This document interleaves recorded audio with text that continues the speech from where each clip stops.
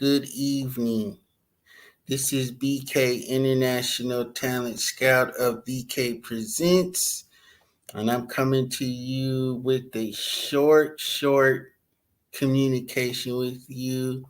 I'm going to send this out and share it with a couple of groups. Then I'll message it to some of my friends, and I will post this on a few timelines of my friends and family. So today's short talk is about the church is in a spiritual battle. The church is in a spiritual battle. So, like last March, when the pandemic was officially declared, to be honest with you, we were probably in a pandemic or headed toward a pandemic in December of 2019. In January or February, they start talking about masks.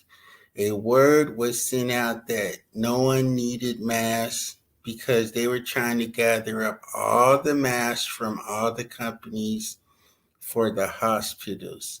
That was false communication. That was misdirection. I have to let you know also that we were in the beginning stages of a pandemic during the Super Bowl. However, they did not want to cancel the Super Bowl, so they went ahead with the Super Bowl. Then the first soccer game that was played all over the nation with the Major League Soccer League, they also knew about the pandemic, just to let you know. But in March or February or March, a word came out that said, just go home and be with your family.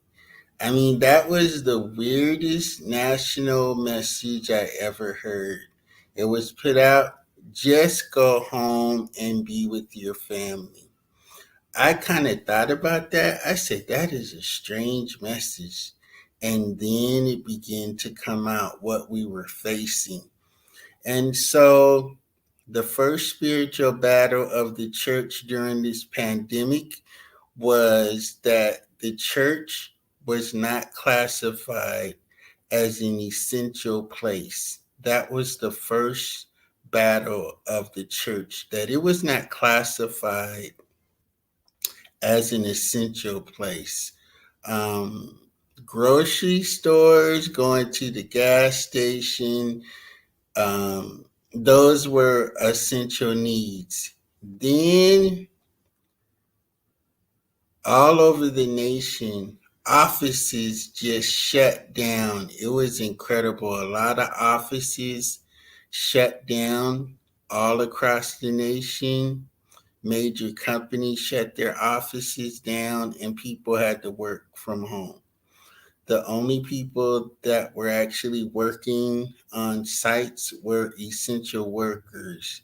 Hospitals, grocery stores, gas stations, uh, those type of jobs, basic service jobs, those were considered essential. And then the fight began because it was made known that the church was not essential. So in Washington State, Gary Inslee allowed churches to have a small team of singers and speakers to go in, record their service, and share it on Facebook or YouTube or whatever social media platform they used. Uh, a lot of churches were scrambling. Some churches didn't have the technology or means to broadcast to the congregation.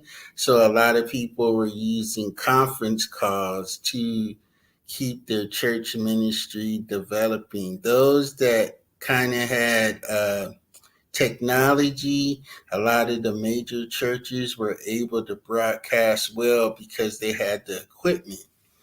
There are a few churches in Seattle who had equipment, who had cameras, who had technology savvy people, were able to get their message and their singing out. So, the second thing that happened is the people needed food. And the good part was the government and other agencies sent major food boxes to churches. Now, check this out. Prior to 2019, how many churches had a ministry of giving out food? I would say there was less than 10 to 20% churches had a food outreach ministry. It was not commonplace. The church became relevant because they were used as distribution sites. But still, the church was not considered a essential place. So then a lot of churches would try like to have a church in their parking lot or church outside, church on the telephone prayer line. A lot of churches were really struggling. Now it's interesting. I remember this video call on YouTube that Dr. Jamal Bryant gave. There's a lady out of Atlanta. She worked for Facebook, and they had this big meeting with like major churches in Atlanta and everybody. And it was kind of like a YouTube or Facebook meeting. And she was giving people ideas how to reach their congregation and using the Facebook platform and using social media. So immediately, Dr. Jamal Bryant, he began to air his church service from different places in Atlanta. It would be his praise team. He was the speaker, his camera crew. They went all over Atlanta, and they began to do their services.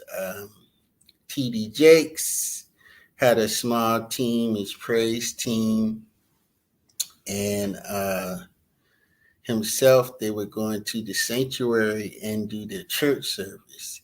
Then I had a dream and in the dream, the Lord told me the church is in a spiritual battle. And right now, the church is in a spiritual battle because there's just something going on, right? Something is going on because people were separated. People couldn't come and congregate. It was like really weird to like having to watch your church on YouTube or having to watch your church on Facebook or whatever social media platform there was.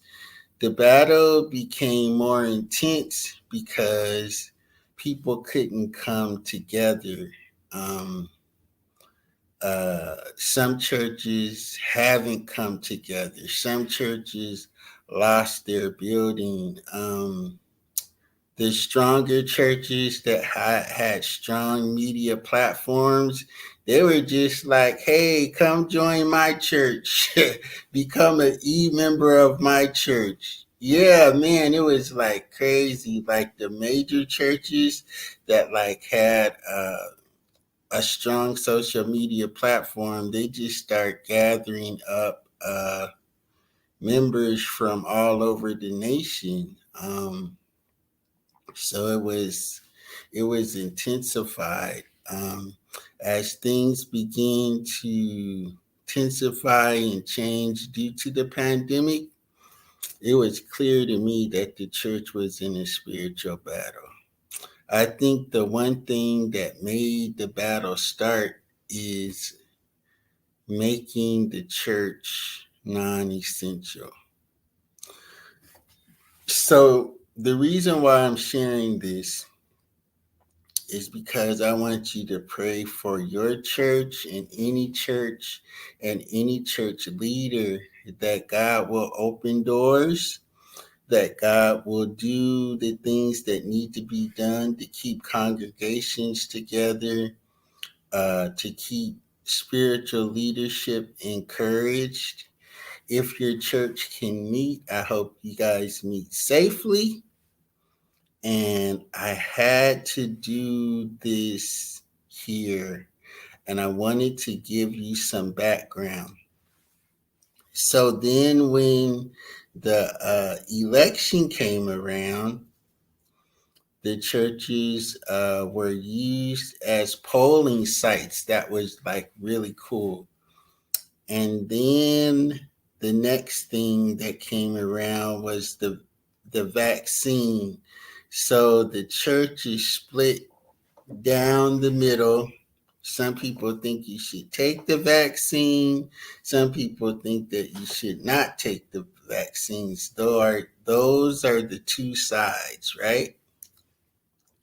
Now, I grew up, and I was talking to some of my friends. I grew up in the era that when we had polio shots, we had measles shots, we had chickenpox shots. We were little, man. They just lined us up and it kept us healthy. The vaccine is designed to help you fight back. The vaccine is designed to help you fight back. There's some people saying, don't take it, don't take it. Now the vaccine is 100% approved by the FDA. So please consider getting a vaccine shot. So there are major churches across the nation that have been selected to be vaccine places where people can go safely and get a vaccine shot. So I had to do this post because the church is still in the spiritual battle. And I didn't even, oh my God, I didn't even talk about the Black Lives Matter movement, right? I didn't even go deep into that. I'm just hitting some points because I don't want to repeat myself. Then there was the Black Lives Matter movement that was going on.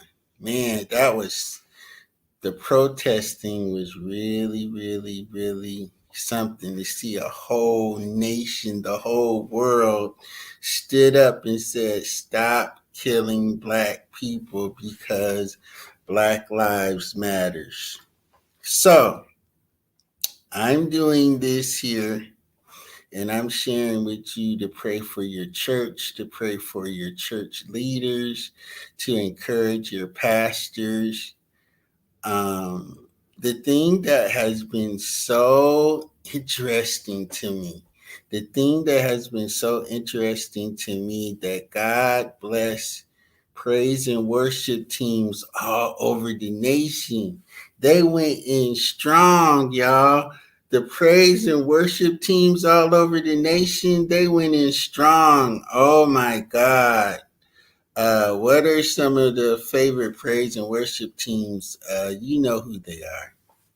God put a special blessing on praise and worship teams all over the nation, man. They went in, they do their singing and praising and worshiping, and then the pastors come in and do their speaking. So this is my short 15-minute presentation, The Churches in the Spiritual Battle, Part 1. I'll be back with Part 2. I had to give you some background information. I'll be back with Part 2. This is BK, International Talent Scout. The church is in a spiritual battle.